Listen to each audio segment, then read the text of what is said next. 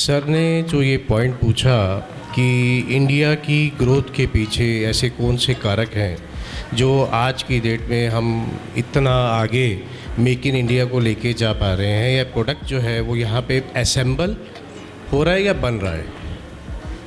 अगर government initiative नहीं होता पिछले 10 से 15 सालों में जो ज़्यादा हुआ है, तो शायद आज इंडोचिन जो मेरी कंपनी का नाम है और फास्ट चार्जिंग एक्सपर्ट यानी कि हम फास्ट चार्जर्स बनाते हैं, ये एग्जिस्ट ही नहीं करती।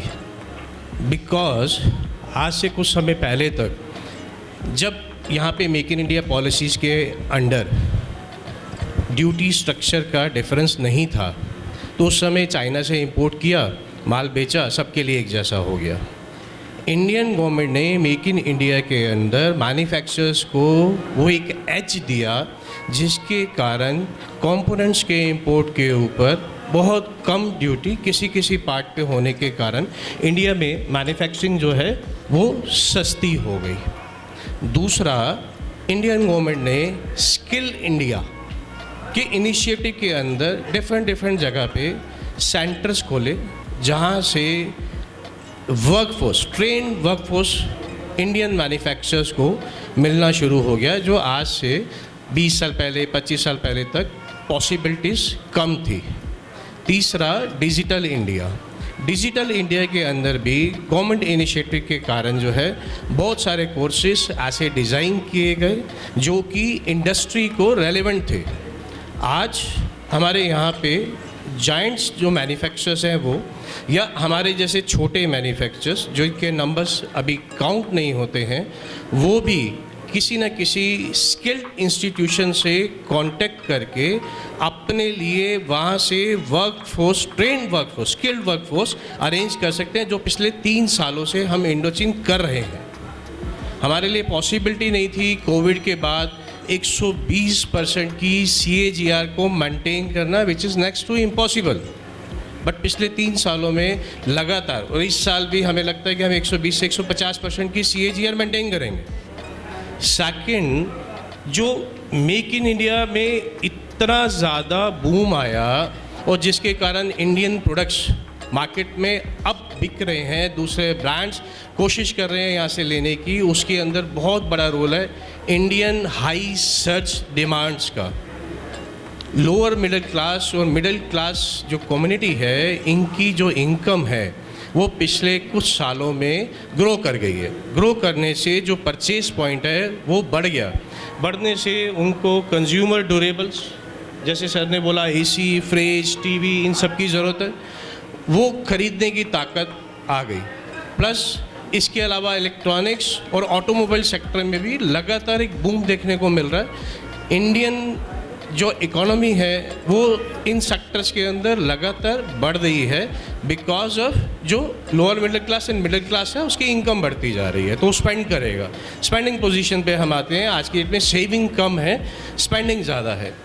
तीसरा, डेमोग्राफिकल एडवांटेजेस हमारे साथ इंडिया में अब ज़्यादा है, बिकॉज हमारे पास यहाँ पे यंग फोर्स है। पूरे वर्ल्ड की सबसे ज़्यादा यंग वर्कफोर्स जो कि अवेलेबल है इंडियन मैन्युफैक्चरिंग सेक्टर्स को सर्विसेज के लिए।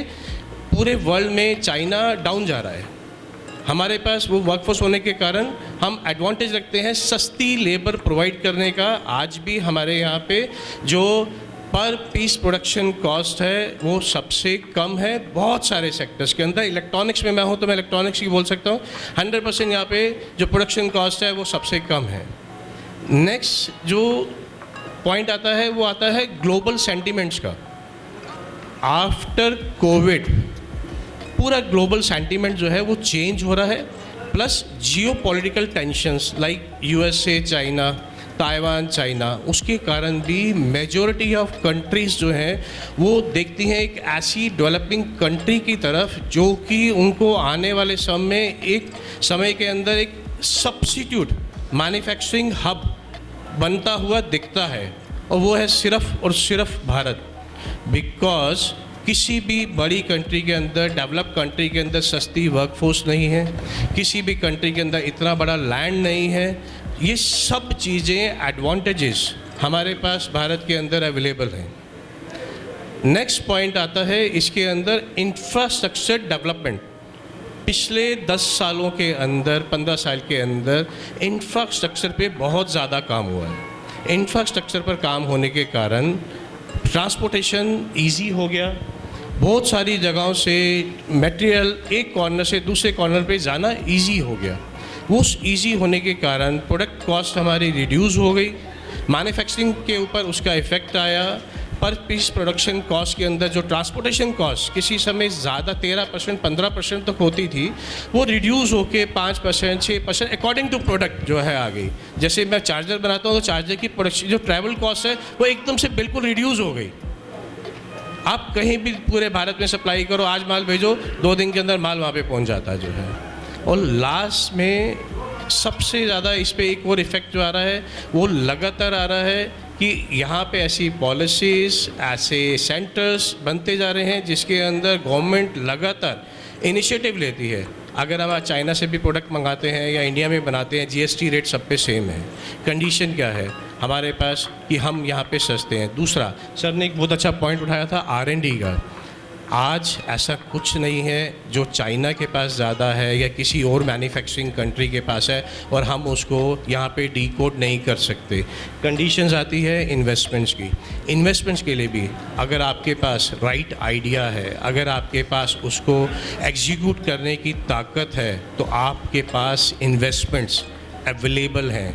नेशनल इंटरनेशनल इन्वेस्टमेंट भारत में आने के लिए तैयार हैं। यहाँ पे सिर्फ राइट आइडिया की ज़रूरत है। जैसे हमने पिछले 3 सालों में लगभग हर साल फर्स्ट मूवर एडवांटेज के कारण बहुत सारे प्रोडक्ट ऐसे लॉन्च किए जो भारत में फास्ट चार्जिंग में आज भी हमने सबसे पहले इंट्रोड्यूस किए थे। और इस साल भी हम 2 से 3 प्रोडक्ट ऐसे ला रहे हैं जो पूरे वर्ल्ड के अंदर फास्ट चार्जिंग के अंदर एग्जिस्ट ही नहीं करते।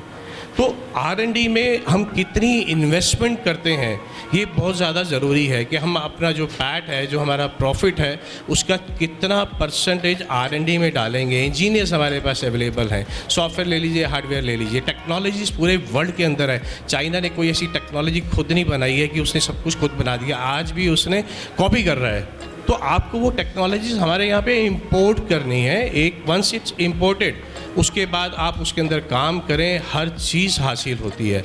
और इंडिया की ग्रोथ का, मेक इन इंडिया का सबसे बड़ा कारण भी यही है। दूसरा, सर ने एक क्वेश्चन लास्ट में मुझे पूछा कि ऐसे कौन से और रीज़न्स हो सकते हैं जिसके कारण जो है हम और आगे बढ़ सकें, हमें क्या एडवांटेजेस हमें चाहिए होंगी। हमारे पहले 2 स्पीकर्स ने PLI स्कीम के बारे में बोला, बहुत अच्छा पॉइंट है वो। और उसके अंदर सर ने भी एक चीज़ इसमें पॉइंट आउट की कि जो PLI स्कीम्स हैं वो जनरली जायंट्स को अवेलेबल हैं। SMEs को, MSMEs को वो उसको हासिल करना, कांटेक्ट करना, अप्रोच करके उसकी एडवांटेजेस लेना, थोड़े से चैलेंजेस हैं। इस चैलेंज पे काम करना बहुत ज़रूरी है। अगर ये चैलेंज सॉर्ट आउट होता है तो ऑटोमेटिकली PLI स्कीम का बेनिफिट स्मॉल स्केल मैन्युफैक्चरर्स को मिलेगा और वो कम्पीट कर पाएंगे। Whether whatever the percentage is there, but वो बेनिफिट स्मॉल स्केल मैन्युफैक्चरर्स को मिलना चाहिए जो है। सेकेंड, जितने भी स्किल सेंटर्स अभी यहाँ पे इंडिया में हैं, हमें और ज़्यादा कम से कम एज ऑन डेट के हिसाब से 100 गुना ज़्यादा स्किल सेंटर्स की ज़रूरत है। हमें यहाँ पे पर पीस प्रोडक्टिविटी जो है उसको ज़्यादा बढ़ाना है। प्रोडक्टिविटी बढ़ती है, हम कंपटीशन के काबिल हो जाते हैं। Next is automation. ऑटोमेशन की हमारी इंडस्ट्री के अंदर बहुत ज़्यादा ज़रूरत है। किसी भी चाइना की ऐसी कोई भी इंडस्ट्री नहीं है जहाँ पे अगर वो कोई मशीनें इंपोर्ट करके ऑटोमेशन कर सकते हैं तो इंडिया में नहीं किया जा सकता। इंडिया में हर मैन्युफैक्चरर्स को अपनी मैन्युफैक्चरिंग यूनिट को ऑटोमेट करना, अच्छे से अच्छी सोर्सेज से मशीन्स को लगाना, पर पीस कॉस्ट को रिड्यूस करना, प्रोडक्टिविटी बढ़ाना, एफिशिएंसी बढ़ाना बहुत ज़रूरी है। ये कुछ ऐसे फैक्टर्स हैं जिसके बेसिस पे इंडिया में आने वाले समय में मैन्युफैक्चरिंग ग्रोथ 5 से 10 सालों के अंदर इंडिया जो है एक नेक्स्ट अल्टरनेट हब मैन्युफैक्चरिंग का बन के सामने आ जाएगा और लीड करेगा।